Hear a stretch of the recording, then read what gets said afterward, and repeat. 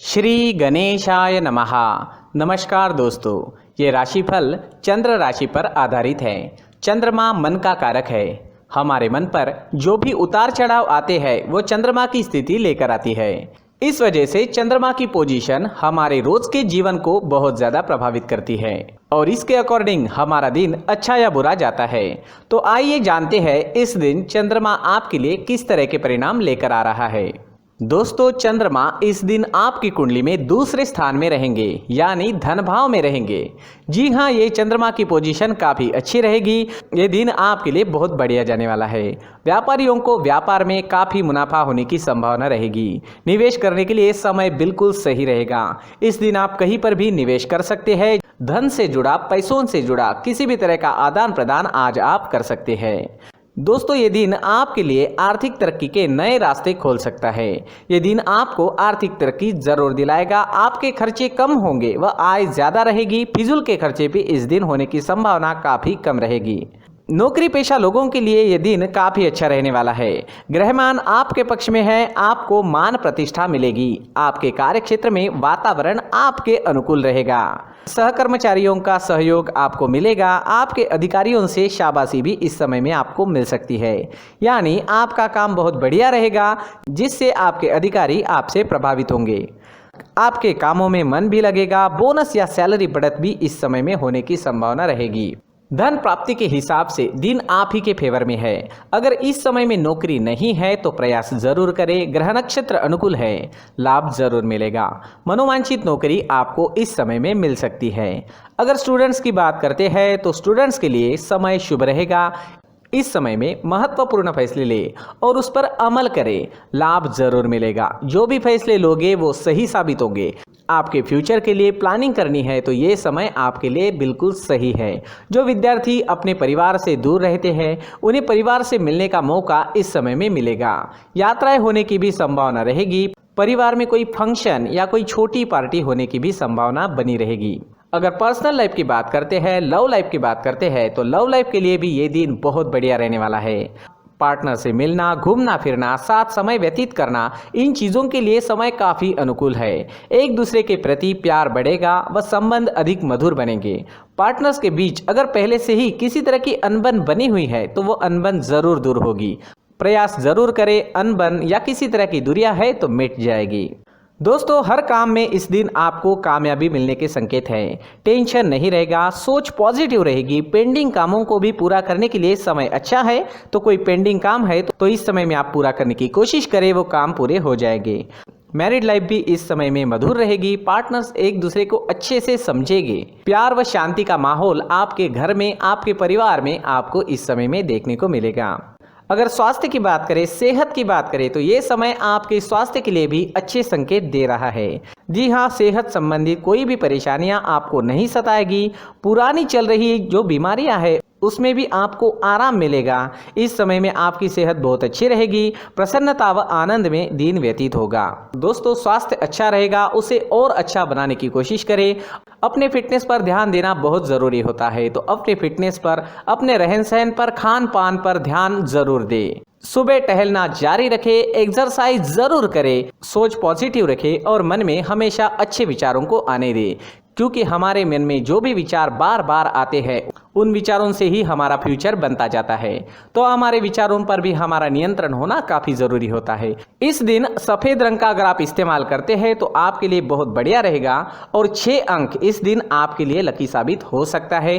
दोस्तों, ये राशिफल चंद्र राशि पर आधारित है, लेकिन कभी कभी हमारी पर्सनल कुंडली में बाकी ग्रहों की पोजीशन कुछ इस तरह की होती है कि आपके राशिफल परिणाम में बदलाव दिख सकता है।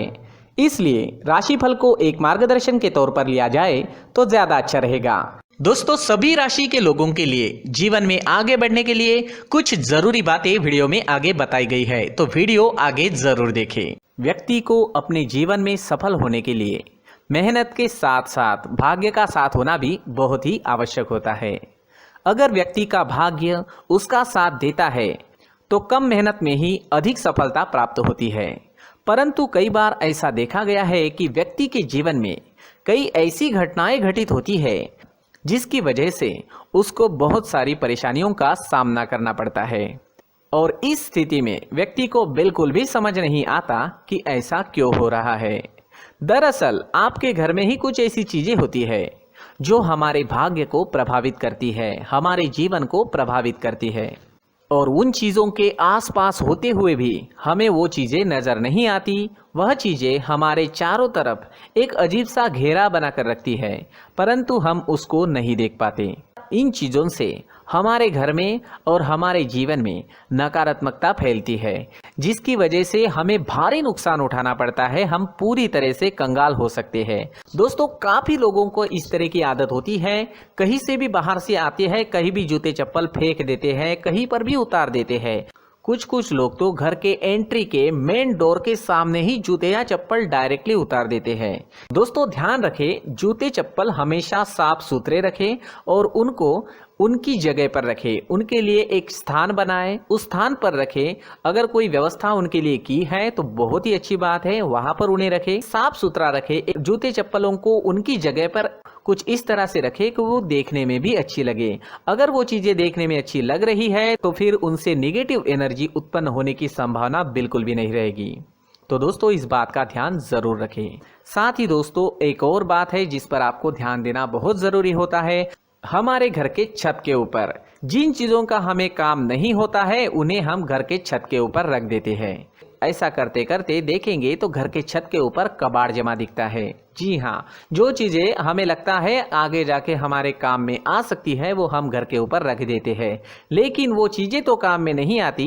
हमारे जीवन पर वो चीजें बहुत ही गहरा नेगेटिव इफेक्ट डालती है, क्योंकि ये चीजें हमें कहीं ना कहीं हमारे जीवन में पीछे रखेगी।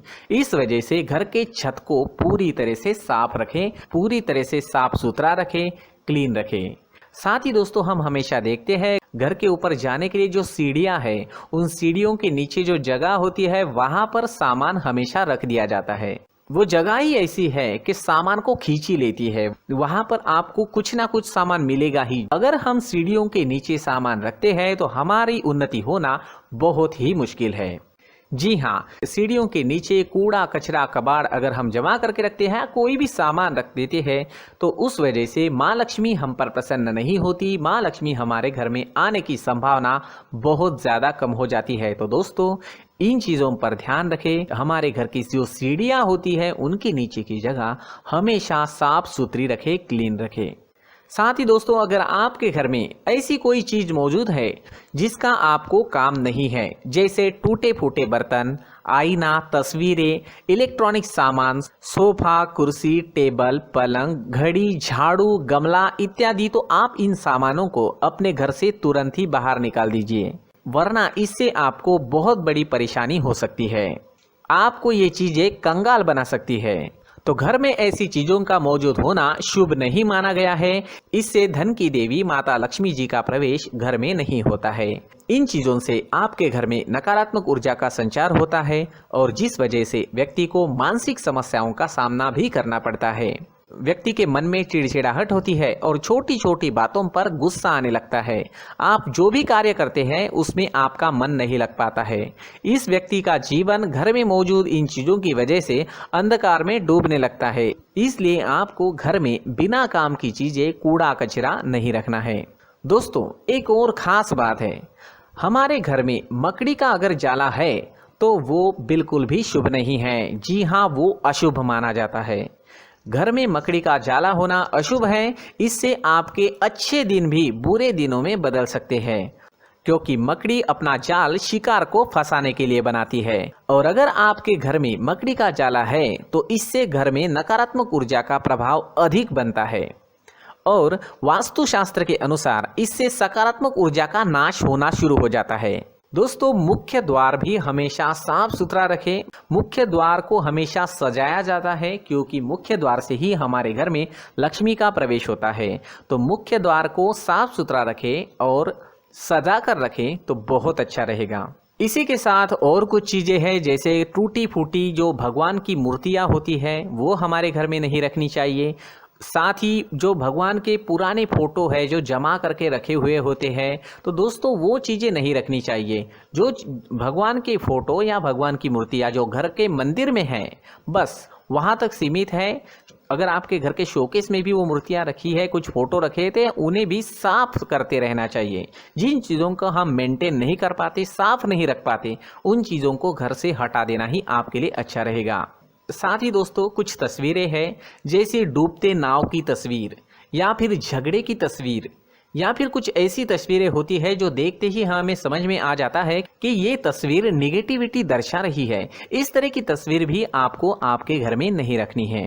जी हाँ, इस तरह की तस्वीर लगाने से भी हमारे जीवन में उसी तरह की घटनाएं घटित होना शुरू हो जाता है। हर एक चीज़ हमारे घर की हम पर प्रभाव डाल रही है, तो इन चीज़ों को ध्यान में आपको रखना होगा।